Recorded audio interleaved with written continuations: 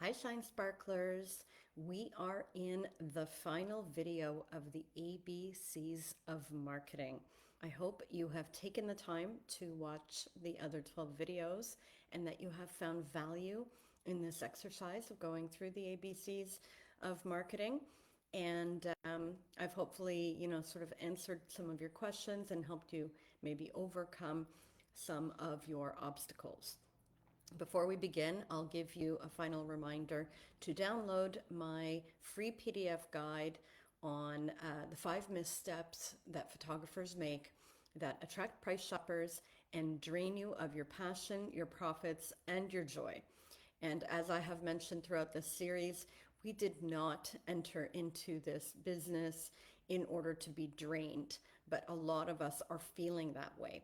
So go and find that link in the description of the video and go and read that guide. And I offer some helpful advice to get over some of the bigger mistakes that we tend to make.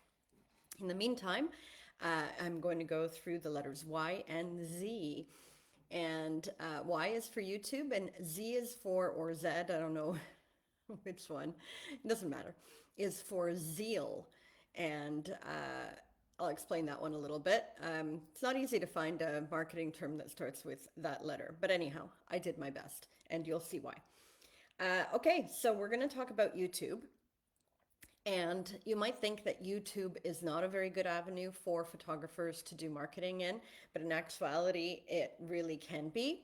And it's a matter of us getting comfortable and looking and finding the tools that we need to get our message out to the people with whom we want to work. And YouTube is actually the second largest search engine beyond Google. And if you think about how big that is, I think they said something like 2.5 billion users. You don't want to have all of those people as your ideal clients, but it has a very significantly large reach. So when people are typing in Google search terms, they could also be typing in YouTube search terms. And you want to have a presence there so that they can pick up on your content. Being the second largest search engine, it's a really big place that you probably want to have a presence on. Anyhow,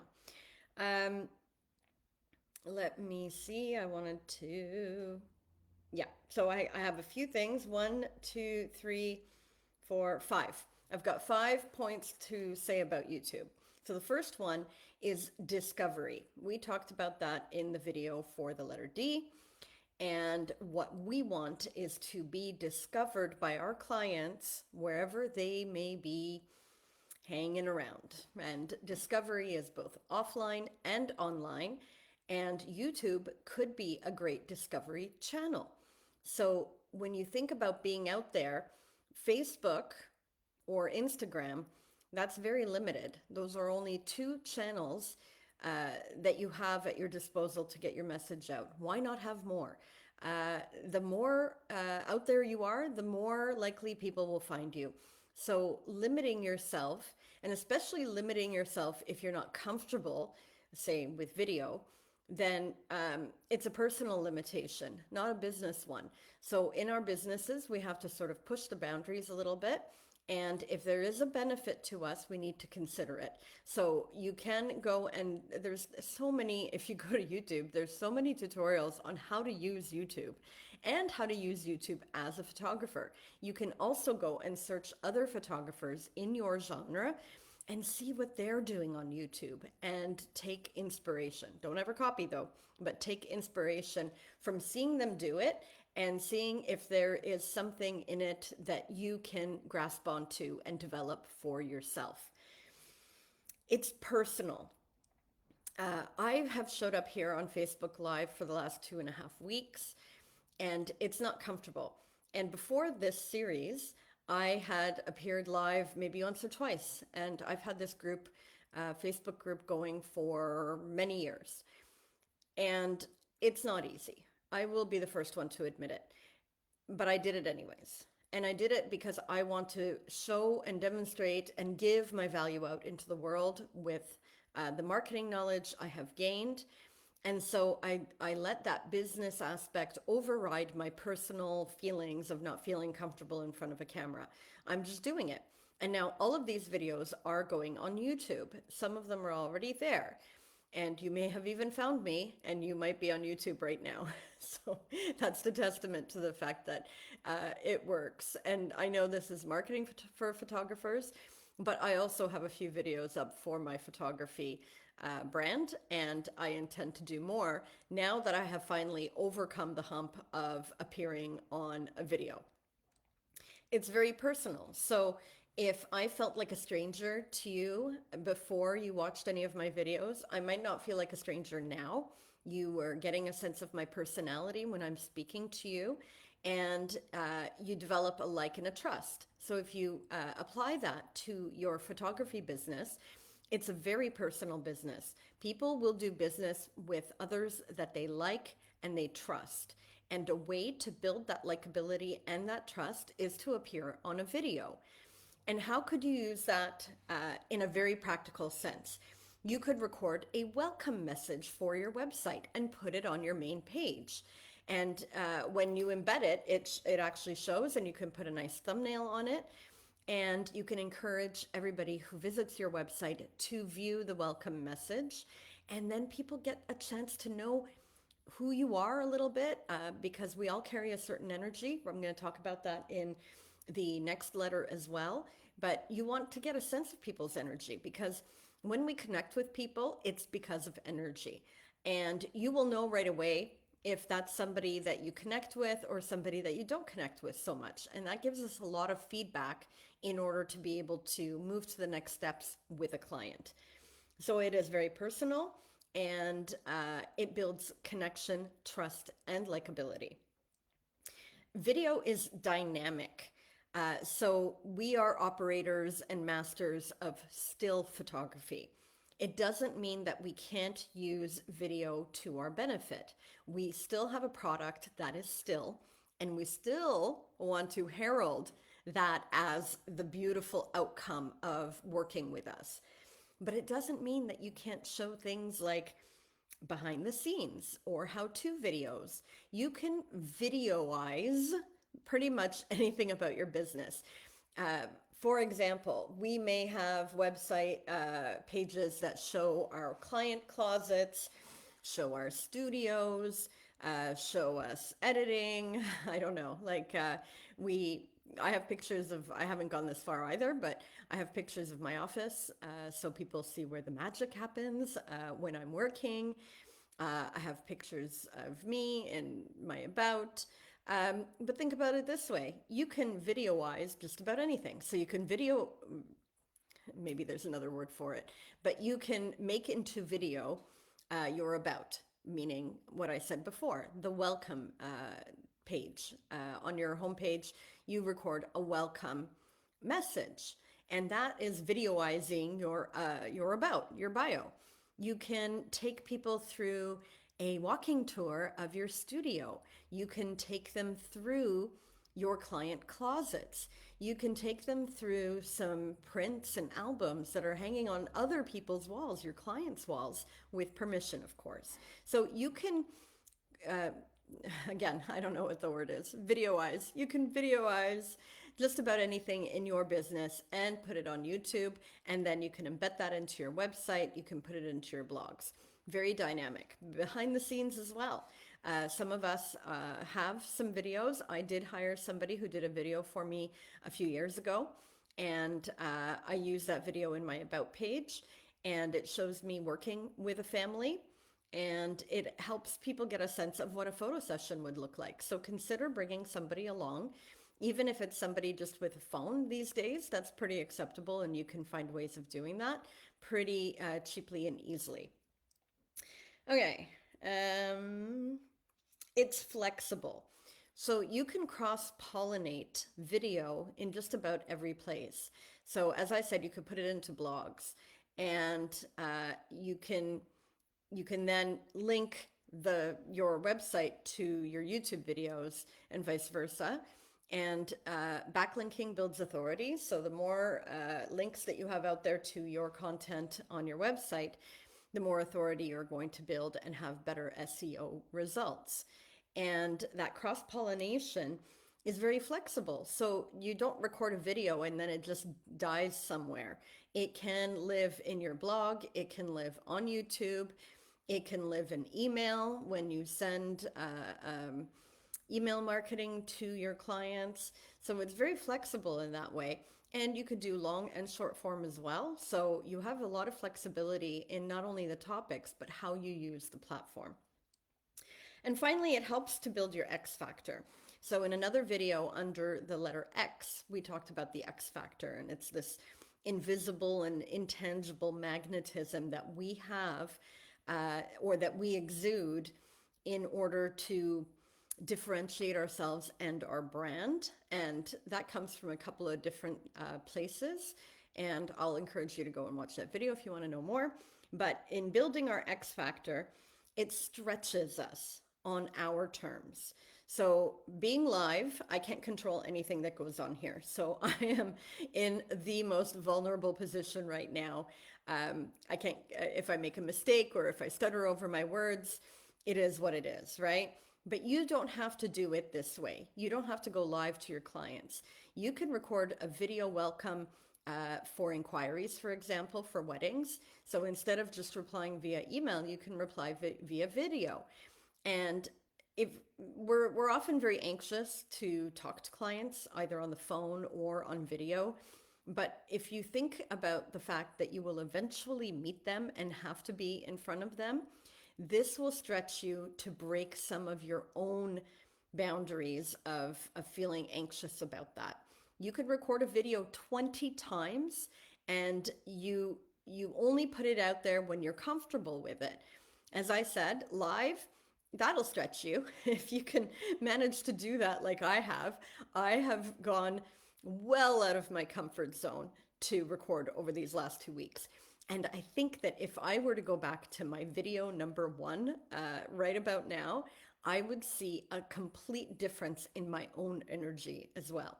So video 1, I was probably like really tight, buttoned up and quiet. And now by video 13, it's like old hat to me. I feel much more comfortable.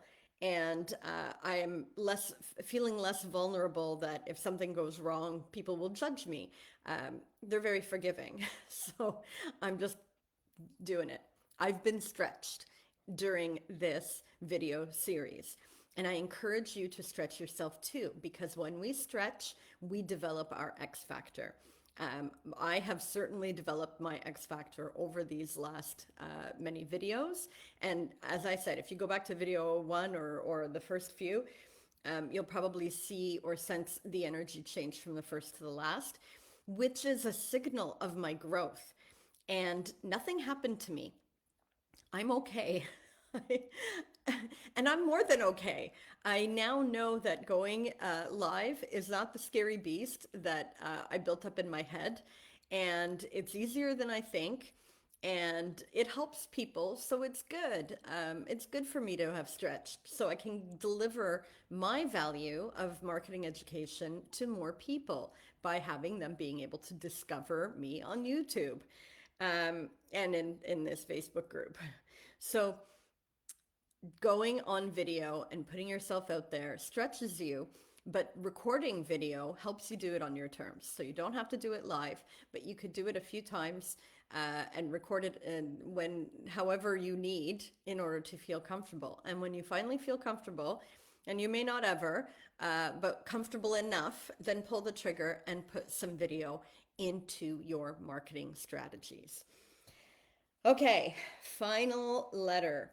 And that is standing for Zeal. Again, I said it was kind of hard to figure out a word. There are a few words, but they're very technical, less on the marketing side, more kind of on business or that kind of thing, coding or something. Anyhow, so the word zeal, I chose it very specifically because it has a really interesting definition. So when I came across it, I was like, oh, this is perfect. if you look up the definition or meaning of zeal, it means great energy and enthusiasm. That's the first result that comes up on Google. And if we break that down, I just talked about my own energy and my energy as I moved from video 1 to video 13.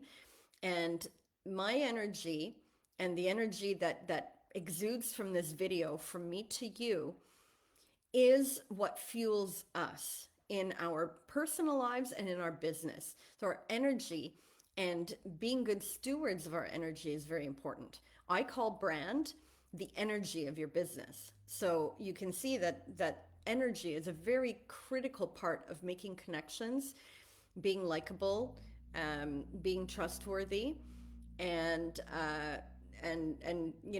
getting those bookings in a profession like ours, which is very intimate. And then enthusiasm. So I remember reading Eckhart Tolle books some years ago. He's a new age guy, and I can't remember which book. I have two of them, but he talks about enthusiasm as sort of like this new age concept. Now, when we think about enthusiasm, we think of doing something with gusto, enthusiastically. And he talks about enthusiasm as one of three modalities of awakened doing, which can sound a little woo-woo, but awakened doing is simply doing things that we are aware of and that we are intentional about. And if you tuned into the letter S for strategy, a strategy is intentional movement in a particular direction. So I felt like enthusiasm was a really great part of this definition of zeal. And it's an awakened doing. And he says it's a co-creation with the universe and an intense aliveness and intensified enjoyment. Now, there's a lot of positive adjectives in there. And if you think about what you actually think about daily, is it that? Is it intense aliveness and intensified enjoyment? Or do you often feel defeated, demotivated, whipped and flogged by your imposter on a daily basis? When people ask your pricing or when you're looking at your own pricing, do you just feel like it's not enough, but I can't raise prices because nobody will book? That is such a bringing down energy. And we often just sit in that kind of negative and imposter energy as we try to do business. And in another video, I mentioned the imposter and how it's like a person sitting next to you, just, sabotaging everything you do. And you didn't get into this to feel that way. So we need to cultivate a sense of intense aliveness and intensified enjoyment, because when you do that, you're going to raise your energy and the frequency at which you vibrate. Again, going into a little woo-woo, but we've all experienced a person who's like what they call the Debbie Downer. Sorry to all Debbies.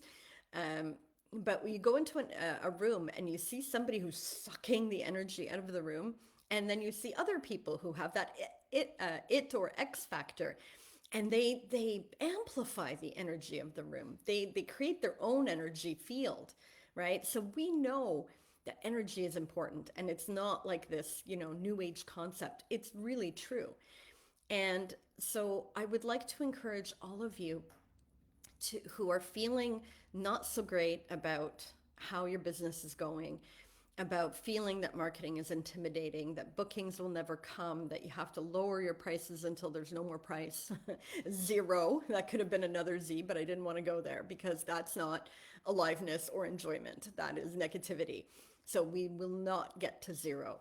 But I really, really want a view to work on this energetic aspect, because I want you to know that you can make it. And you can be all that you wanted to and dreamed to be. But there is a little bit of work for you to do that, because it takes a little bit of work to get out of that negative energy. And it takes, again, like a strategy, it takes intentional directional movement to leave a place that we don't want to be in. Okay, so yeah, I was gonna also add that our energy doesn't lie. So the whole fake it till you make it, people are like, well, that's fake energy. But it's not really, because there's a key point to that. When you're faking it to make it, that means that there's an energetic element at the end of that of making it. So when you're faking it to make it, then the making it is where the energy is. And that energy is positive energy because making it means success in however that looks like for you, mostly bookings, but in terms of how many and what kind and all the rest of it is up to you. So when we fake it to make it, that is actually good energy. But if you're just faking it, without that energy of making it. So you're just in the imposter all the time. You're in fear, you're in doubt, you're lowering your prices all the time because you don't know what to do. That's just faking it. And and you try to put on a good face to the world, but inside you're just like, nothing's going to work. You send out a response to an inquiry, you're like, they're not going to book me, right? That's just that faking it energy where you're faking, looking, feeling, acting nice, but you don't really think that you're going to make it. And that's the energy that brings us down. So how do we get over that? I've got 4 things. The first thing is to smile. I read a book. I can't remember which guru wrote it. He was like a Buddha, like Eastern philosophy kind of Buddha, and I don't remember what his name is. But I think he wrote an entire book about smiling. Maybe if you look it up on Amazon, you could find it. And I couldn't believe it. So right now, as you're watching this video, I want you to smile. And I promise you, it even made me like I'm already in a good mood today, but it made me smile more. It made me smile on the inside. Smiling on the outside causes you to have good feelings and to smile on the inside. And that entire book was written around that whole concept. And I actually did this in the car the other day too. I was listening to an audiobook and I was driving to go pick up my daughter. And then I kind of realized I had this resting face and I just smiled. And it was really weird because I resisted the smile energy too. It's crazy. Our first reaction to if when I said smile, were you like whatever? Like you didn't really want to do it, but hopefully you did it anyways. We cannot ignore the energy that comes with that smile because sometimes we like to sit in our negative energy, right? Like there's a victim mentality, right? And sometimes it feels good because we need to, we need to retreat. But in essence, we're not doing ourselves any favors by doing that. So smile often and let that change your energy. So accept the energy that that smile creates and live in that energy. Number 2, remind yourself of the dream. As I said in the beginning, none of us got into this to be drained of anything. You wanted to be uplifted. You wanted to work on your own. You wanted to have time freedom, creative freedom, financial freedom. And then we get caught in the fact that business is hard. And then we feel defeated because we don't feel like we have the tools, but that the tools feel so overwhelming that we will never get there. And they only feel hard and overwhelming when we don't know them. Like I said, at the beginning, video 1, I was like a vulnerable, naked person coming here in the live. And by video 13, I don't feel that way anymore. It took me 2.5 weeks to move out of that negative energy and into a more positive space. So imagine if you can remind yourself of the dream of why you did this every single day and see in 2.5 weeks, maybe even less, your feelings may change and your energy may change and you may find a new zeal with which to tackle your work. Part of that also is just committing yourself to continual learning. Train. I have come to believe now that I can't just shift my thinking or just, you know, um, hope that my perspective will shift at some point. I have to work at it. I am like an athlete in training, but my athletic sport is photography and serving clients. If I dedicate myself the same way in training as a top elite athlete tackles their sport, if we all do that, can you imagine where we would be? Um, that's pretty amazing. And I've watched a lot of sports documentaries, some of them on Netflix, the Tour de France, the golf, tennis. Uh, there was another one. I can't remember. Race, race cars, I think. And unbelievable the amount of training that goes on in their mind, let alone their body. So it's not only the physical sport. In actuality, sometimes the physical sport is less so than the mind training, because I think it was Steffi Graf in the tennis documentary that said you will win or lose the game in your mind before you step on the court. And that is so true. So now I realize that getting those negative thoughts out of my head is not just a hope or I'll try, it's training. I train my brain every single day. And how do I do that? I listen to guided meditation. I do visualization of seeing myself where I want to be. And I am closing the door on toxic or unwanted news. So I'm taking a whole break from that, keeping my mind sacred and training it every single day. So visualization techniques are very powerful and used by a lot of top athletes. And that's what I do because now I'm considering my photography my athletic sport. And I want to be at the top of my game. And therefore I have to train not only my body, but also my brain. And then act. So it's all good when we hear all of this. And maybe these videos have given you an internal zeal to get more information, to learn more. But if you don't act, nothing will happen. We have to act. And when we act, then we put the zeal into movement. And again, movement in a direction is a strategy. And strategies get us to goals. So we need to act every single day. I committed to the alphabet in this series, and I showed up every single day, with the exception of weekends, because we all need a break on the weekends. But I showed up every single day without fail, and I acted. And that action helped me to get to a new energetic place with these videos and with myself personally and what I feel I can accomplish. So I acted, and you should act too. And that they could be small actions. They don't have to be big, but learn something every day, train your mind every day, train and move your body every day, smile every day, and tackle your marketing every single day. Okay, so we have come to the end.